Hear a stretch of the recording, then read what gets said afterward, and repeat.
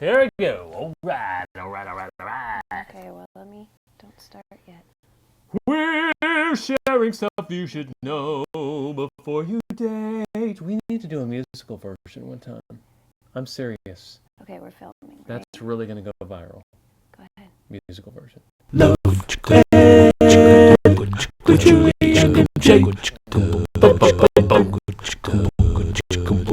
We're sharing stuff you should know before you date. Little dating lessons that we learn the hard way so you can learn the wise way. So join us today for Love Ed with Julie and MJ. What is today's lesson? Don't date like a con man. Do we really have to tell people not to do that? Well, I wish somebody would have told me. Would you have listened, though?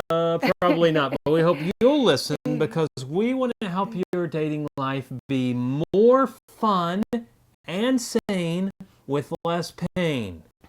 Sounds like a plan. Now, when I refer to not dating like a con man, we are actually talking about a specific dating practice that I like to call bait and switch dating. How does that con work?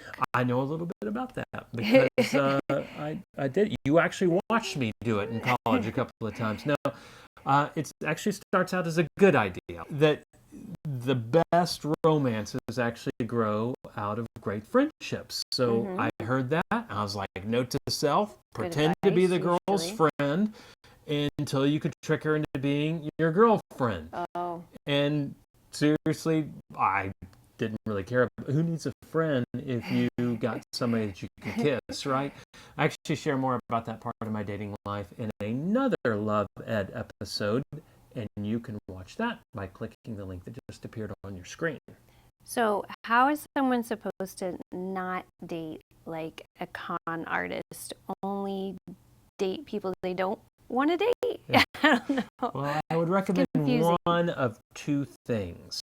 Okay, thing one. The safest and wisest alternative is to establish and grow authentic friendships in group settings around other friends and family. So don't date? Well, not at first.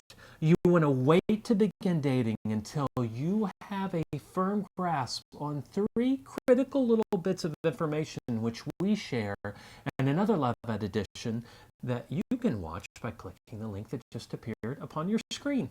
Okay, so after they know that, then what? Well, then you make a very intentional invite that basically states, I already respect you as a friend and I would like to date to see if there might be something more in our relationships than that.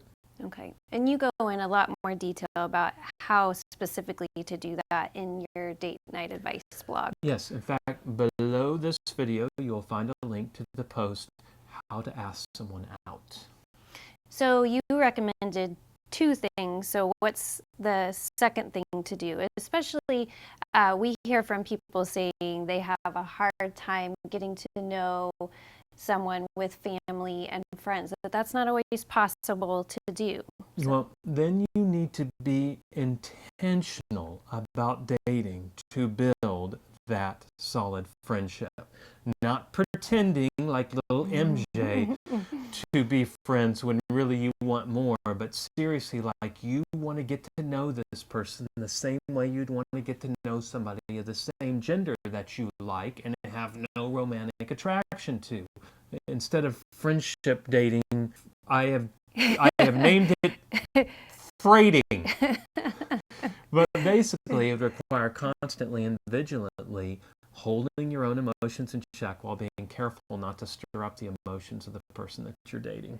Well, that's a high order to sit. Yes, what do you do? You sit there, I will not fall in love. I will not fall in love.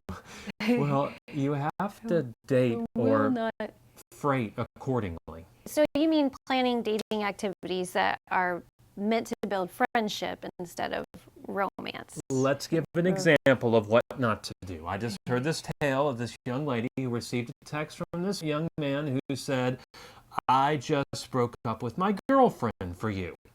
Oh, That's a great text. Really romantic.